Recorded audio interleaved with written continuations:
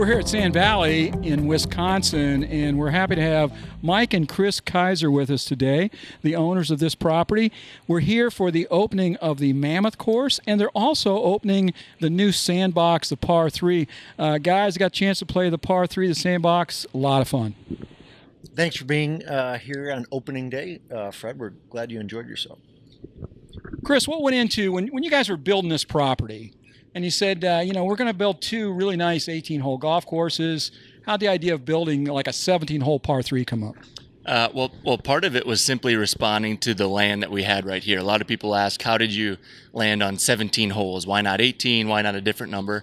And that's simply because in working with Bill Coore and Ben Crenshaw and Jimmy Craig, who's part of their team and pivotal to this design, they looked at the land and 17 was just the right number given the land that we had available.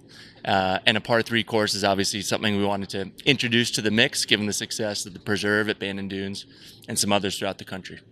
Par 3 seem to be more popular at resorts especially, and so you could go play 18 holes at the Mammoth in the morning and slip over and slide in a short 17 holes in the afternoon.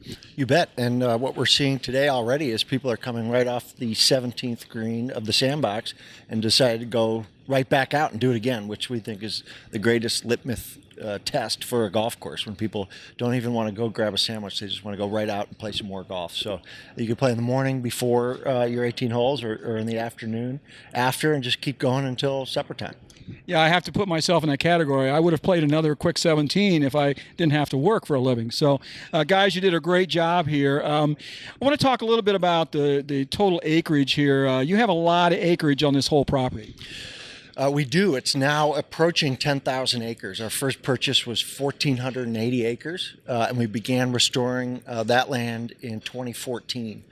When we began to peel away the pine crop, the plantation crop here, what we saw was there was a native seed bank that had been dormant in the ground for 90 years, and just by eliminating the canopy and exposing that earth to the sun, the seed bank emerged and blossomed.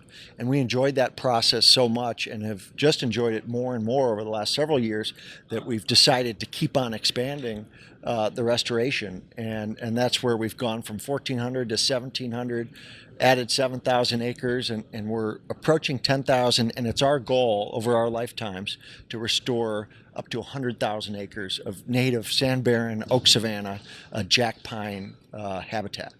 That's quite a lofty goal. And Chris, part of this overall plan is to keep it open to community involvement so you can hike and do all the different things that are available out there. That's right. And we're seeing, we just had our community day yesterday, our second annual, and the community has been extremely responsive to the amenities and different activities we're adding to the resort. We've got 2 different hiking trails on property. We've got a community garden that's well underway. As you mentioned, hiking trails, biking trails, a lot more to come with that additional acreage right across the street.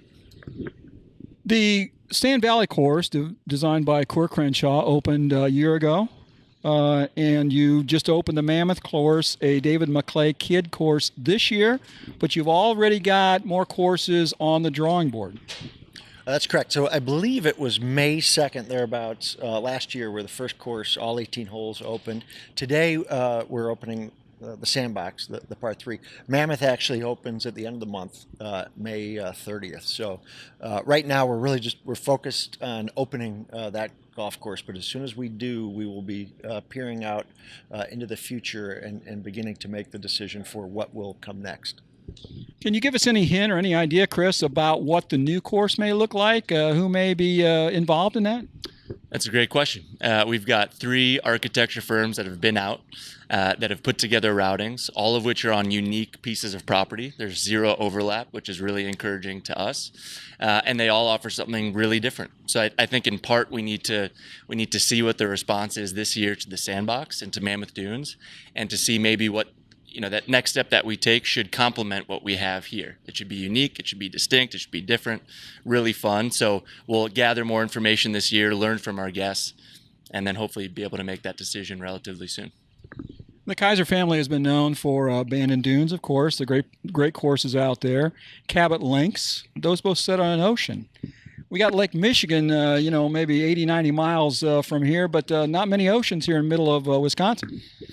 Yeah, sometimes it's hard to believe that sometimes when you're in the sand dunes, which we generally see so often near an ocean. Sometimes you think right on the other side you might see a body of water. 14,000 years ago, we were at glacial Lake Wisconsin, right, which millions of acres of lake. So these dunes did come from water. We are used to building on water, as you pointed out, and as we contemplated starting this project, we weren't sure if we should do it because it didn't have the water. It was the Field Museum who convinced us that if we did restore the property to what it had been 100 years ago, that an ocean would emerge, but it would be an ocean of prairie grasses and flowers and sand, and that landscape could be as visually compelling as any ocean. And now that we've seen that happen, we agree 100%. Yeah, it's quite a piece of property, and the story went that your dad was not excited about coming to the middle of Wisconsin, but once the geologists and everyone saw the land here, you had to come. That's right. I think initially a few others made the trip, and once they got here and saw the topography and walked around and could take imagine what might be here in a few years, then he got the call, came up, and the rest is history. So Sand Valley is in the middle of Wisconsin, north of Madison a little bit. It's not a difficult drive. You need to come up. Mike and Chris are actively working here every day to make the golfer experience the best that you can find. The Mammoth course, the Sand Valley course, the par 3. I think you're going to have a great experience. Come on up. Thanks for being here, Fred. We hope to see you back soon. Thank you so much for inviting me, guys. I really enjoyed it.